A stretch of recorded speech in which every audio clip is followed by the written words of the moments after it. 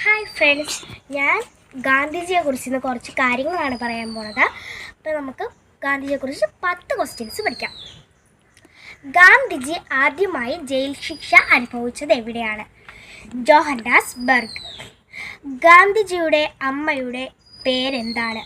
പുത്ലിഭായ്.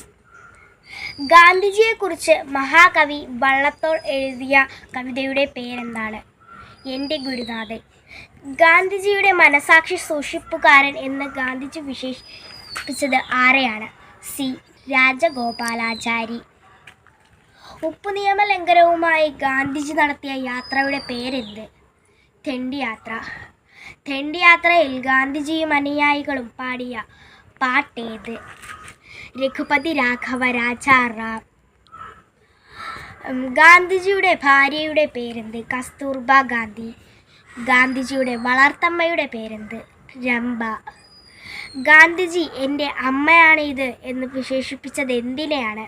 Bhagavad Gita. Thank U.